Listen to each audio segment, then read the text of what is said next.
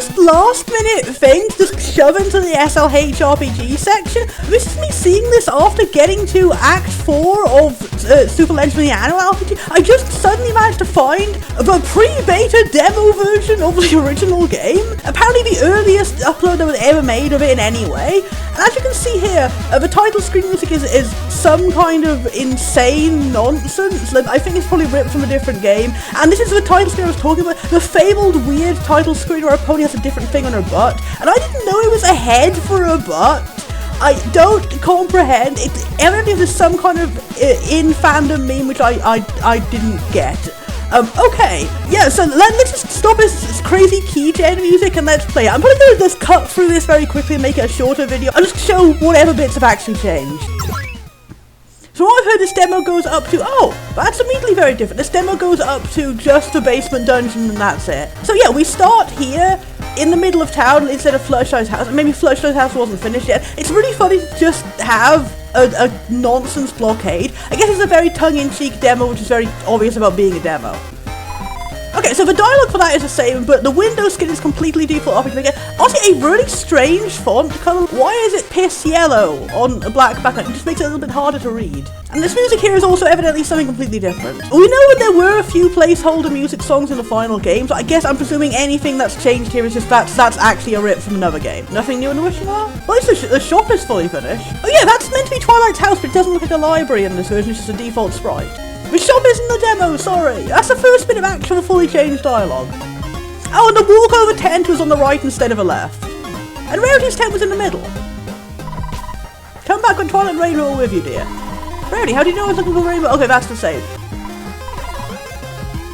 That's funny that joke. Oh, you don't actually automatically walk away after the conversation, you have to manually walk away. That's one difference. But yeah, it's actually like this particular joke is one of the first things ever put into it. Wow. And no Applejack trees. That's kind of funny how it's not just a fully cut off of a wall of trees. There's a little bit of water there at the top. So I guess the beginnings of drawing an Applejack's barn area have started here. And hey, there's that arrow with the pile of the trees again. That was also definitely on the left instead. And it was on the left of Fluttershy's cottage. Rainbow's house is on the left instead of the right.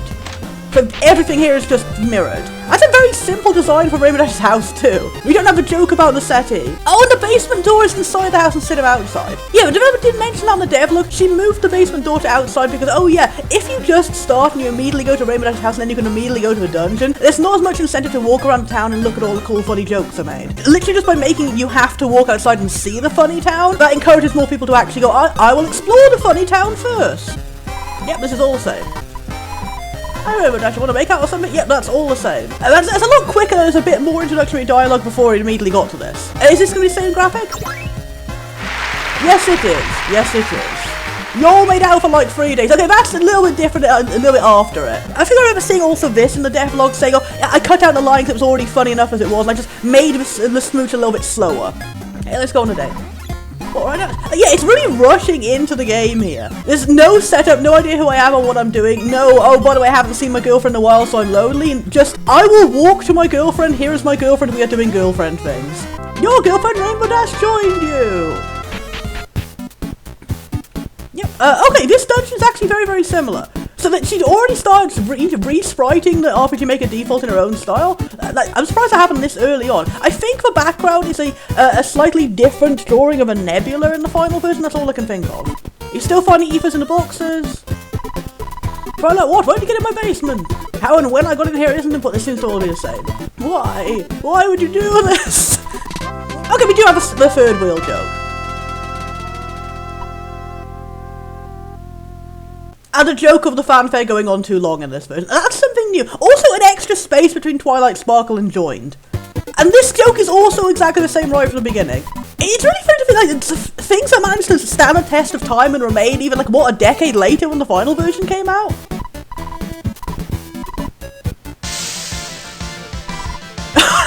Okay, that's really fun. The creator actually also did this too for the early trailers of Super Lesbian Animal RPG. It was obviously better done than this blued out version of the enemies and spoilers floating around them. And here it's just a plain box for spoilers. So I guess, yeah, we haven't, either we haven't designed the enemies yet or we don't want you to know what the enemies are like yet.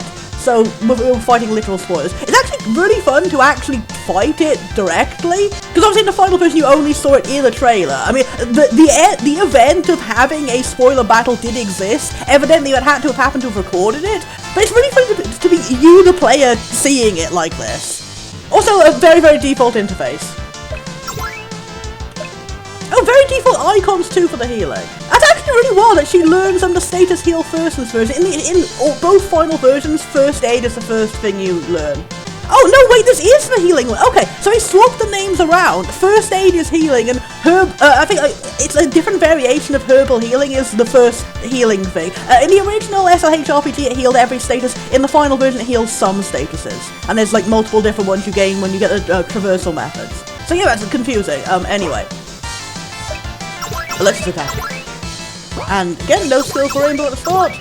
Oh, it's really weird to see fire instead of all like blaze and frost. I like when they're nice synonyms.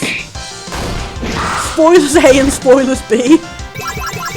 Yeah, wow, his enemies are going down even faster than how... to be fair, how brain dead the difficulty was in the original. Oh, and it's blocked off there, so do we not even get the event at the end of the Bigsman dungeon?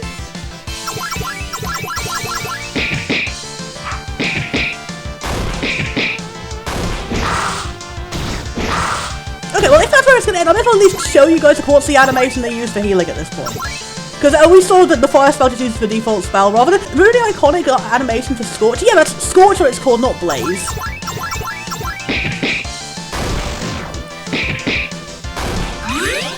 Yep, it's the default healing animation. I mean, that's pretty much all I can show you guys.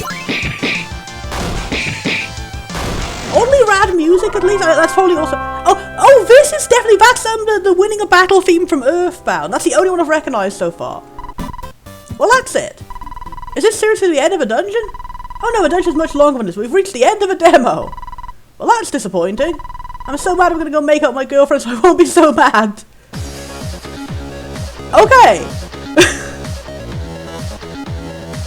I don't know if that's actually when it came out. And credit, okay, that's all the different names of the songs. This disclaimer won't do anything. Alright. Okay, I'm glad to show you guys that. It's like, my recording timer is saying 12 minutes. It'll probably be much shorter when I edit this down. Alright, there you go. That's a piece of the history of this franchise is this incredibly short preview. I guess by pre-beta they mean more like alpha. That was still really fun though.